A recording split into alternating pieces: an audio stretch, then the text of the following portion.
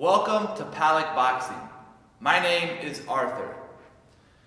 As a southpaw fighter, one of the most difficult things you have to deal with fighting against an orthodox fighter is how to keep your foot, your lead right foot, on the outside of your orthodox fighter's lead left foot. Now, I posted a video about a week or 2 weeks ago, and it regarded, creating angles as a southpaw.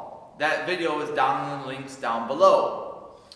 And one of the old coaches that I knew from my days back at USA Boxing said how great it would be if you could take a pair of sneakers or a pair of shoes and put them in front of you and use them as a point of reference of keeping your feet on the outside or on the inside of your orthodox fighter's lead left foot. So naturally, I stole the advice.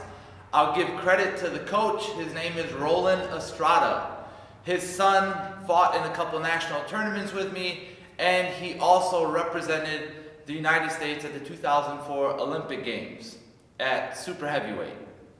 So what you want to do is get a pair of shoes. These are some old boxing shoes that somebody had left in our gym. No one's claimed them. They've been here for a couple years. So basically what you want to do is pretend that you're an orthodox fighter. And so I'm going to turn my back to you and just set it up as getting your orthodox boxer stance.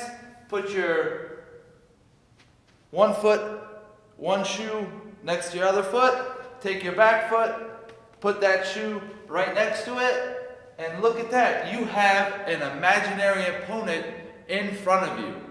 And I'm not that worried about the back foot. I'm more worried about the lead left foot of the orthodox fighter. And so as a southpaw, the thing you want to try and do as much as you can is keep your lead right foot on the outside of your orthodox fighter's lead left foot. And when you set up in your boxing stance, you're not going to be right next to your opponent because you're in too close contact and it's going to be very difficult for you to get off punches. However, when you set up in your boxing stance as a southpaw fighter, you want to think of either keeping your foot slightly in line with your orthodox fighter's foot, but most of the time you want to keep it slightly on the outside. And the reason you want to keep your foot on the outside of your orthodox fighter's lead left foot is, number one, it gives you the opportunity to move to the outside of the fighter. Because if your foot is on the inside, you can only move to the inside. So if you try and throw a jab and step with your jab, you see I'm going to hit that shoe. The foot's going to be in my way. So you want to make sure that as a southpaw, when you get in your boxing stance, you want to try as much as you can as a beginner to keep your lead right foot on the outside of your orthodox fighter's lead left foot. And this is a great drill and a great point of reference for you to use to constantly remind yourself, keep my foot on the outside, keep my foot on the outside. And I know the shoes are not going to move with you because they're in one solid place, but it allows you to, when you get in your boxing stance and you just want to work on a few drills, say, I just want to work on the jab. So I'm going to be in line right now with my orthodox fighter's lead left foot, and I'm just going to take a step, jab. You see that I'm on the outside right now. I'm going to take another step, jab. I'm on the outside. It's much easier for me to work to the outside against my orthodox fighter. And these shoes act as a great point of reference because most of the times you have to constantly imagine that there's something in front of you when you're shadowboxing or when you're working on a drill. And for beginners, it's very difficult to imagine that if you've never been in a boxing ring with anybody or if you're just starting out. Because if you don't have a good point of reference or you don't have a good sense of imagination, or if you have no experience dealing with boxing, it's going to be very difficult to figure out what the hell people are telling you when they're saying keep your foot on the outside when you're trying to shadow box, or keep your foot on the outside when you're working at a drill at home. Well, you can grab a pair of shoes, put them in front of you, and you can easily use the shoes now as a point of reference as a beginner to step to the outside of your Orthodox fighter's lead left leg. And another reason that you want to keep your foot on the outside is because your Orthodox fighter's main plan is to shoot a right hand against you as a southpaw. So if you're on the outside, yes, he can still catch you with the right hand. Anything can happen in boxing. But it's much easier for you to avoid that right hand if you're on the outside of his lead left foot, because his right hand is going to have to come from where that right shoe is over there, and it's going to have to come all the way across his body at an angle to catch you. And if you're standing here, you move out the way, you have a greater chance of avoiding that right hand coming from your Orthodox fighter. Now, let's talk about why you may want to sometimes work to the inside of your Orthodox fighter's lead left foot. As a beginner, this may not be something you want to practice right away, but think that the Orthodox fighter's game plan is to, number one, shoot a right hand against you, because they want to keep their lead left foot on the outside of your lead right foot. So they're trying to win the battle that you're trying to win as well, and that's whose foot is on the outside. And sometimes you're not able to get your foot on the outside of your Orthodox fighter's lead left foot. So if you can't get your foot on the outside and your Orthodox fighter is constantly winning the battle of keeping his left foot on the outside, what you want to try and do is you want to back up. You want to back up so you're not as close to your Orthodox fighter. And so when you back up, you'll notice that now your foot may not be on the outside, but it's at least in line. And if it slightly moves to the inside, that's all right, because you're far away enough where you know that right hand isn't going to come through, or he's going to have to close the distance a lot to land that right hand, because you have to think that right hand is where that back foot is right now. It has to come all the way from over there to catch you. Can it happen? Yes. Anything can happen in boxing. But you have a better chance when you pull back and you want to draw your Orthodox fighter in as a southpaw. And the way you do that is by taking a step back, making sure that your hands are up. Don't do this dumb shit of stepping back, with your hands down, leaning back, thinking you're Floyd Mayweather or you're super experienced boxer. Don't do that shit. When you step back from your opponent, step back with your hands up. And the reason is because you want to keep your hands up to protect yourself, because your reflexes as a beginner are nowhere near the same level as somebody that's experienced. So always step back with your hands up. Now I'm far enough away from my Orthodox fighter that I know that right hand chance of landing is slim to none right now. And what you want to do is he's going to try and keep that right foot on the outside. And so what you can do is you want to keep distance away from your Orthodox fighter. You want to draw him in. And so as you draw your opponent in, especially your Orthodox fighter, what you want to do is you want to slightly step to the inside. And you see that I'm moving further away from my opponent. And the reason I'm doing that is because I want to draw him in. And the reason I want to draw him in is because I know he's going to try and throw that right hand. And so as I'm moving back, these shoes aren't going to move right now, but just imagine that these shoes are going to come closer to you. As they come closer to you, he's going to keep his foot on the outside.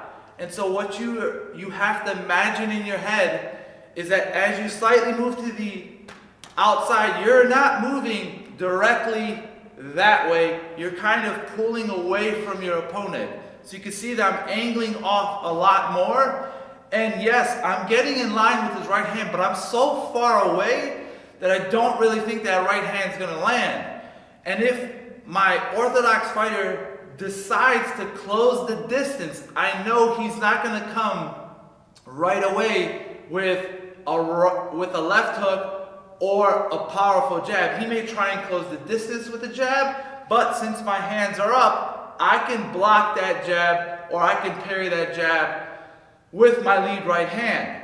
But what I'm trying to do and imagine in my head that my Orthodox fighter is going to do is he's going to close that distance, maybe throw a couple jabs to blind me, and as my hands are up, he's going to shoot that right hand.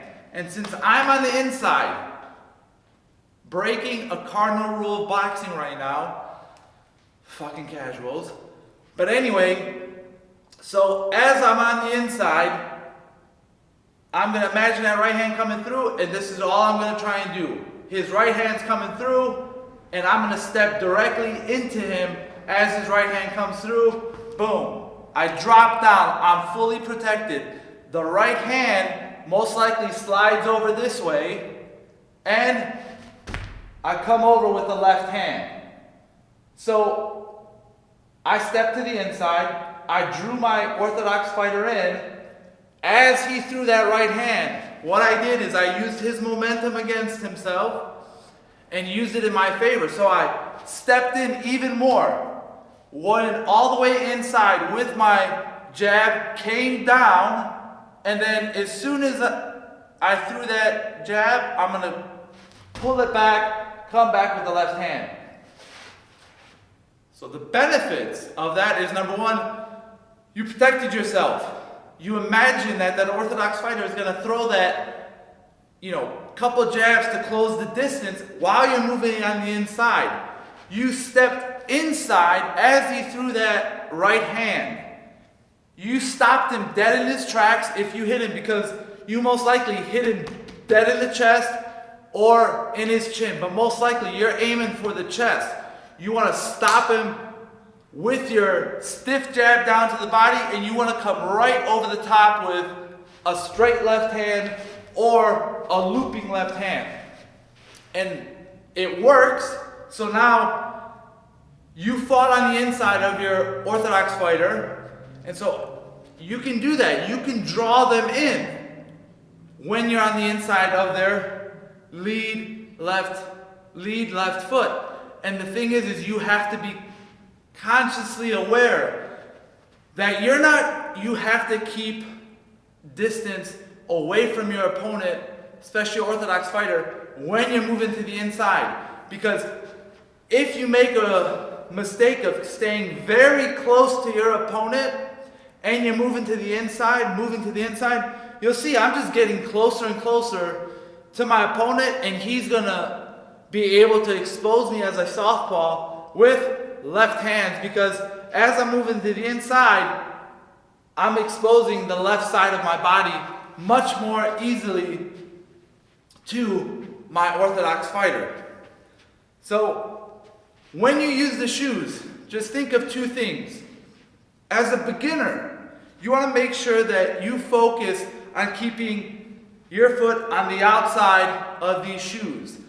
Because as a southpaw, you want to win that battle of keeping on the outside of your Orthodox fighter. And when you keep on the outside, you have a lot more things that are available for you to do as a southpaw fighter. But as a beginner, you want to focus on moving to the outside, and the shoes act as a great point of reference for you to move to the outside of your Orthodox fighter.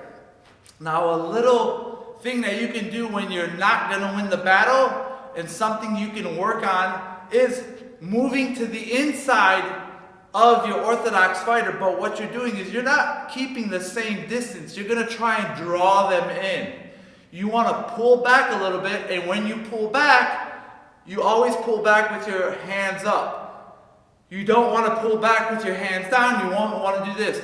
Just pull back, take a step back, get just out of distance of your Orthodox fighter, and then move to the inside. And what you're doing is you're trying to draw them in, because as you draw them in, you have to imagine that they're going to close the distance with either a couple jabs, a lead left hook, and then they're trying to set up their right hand.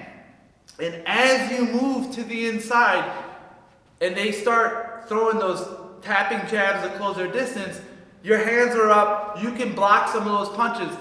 But what you have to be consciously aware of is, what do I do when they shoot that right hand and I'm on the inside?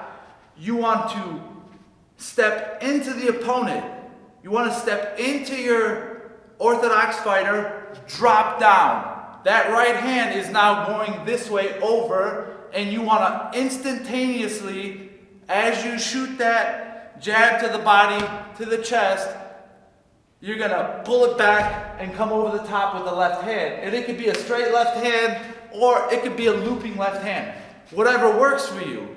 But try and experiment with that. Let me know in the comments down below what works for you when you're stepping to the inside of your opponent as a southpaw. Can you draw them in? Will this work for you?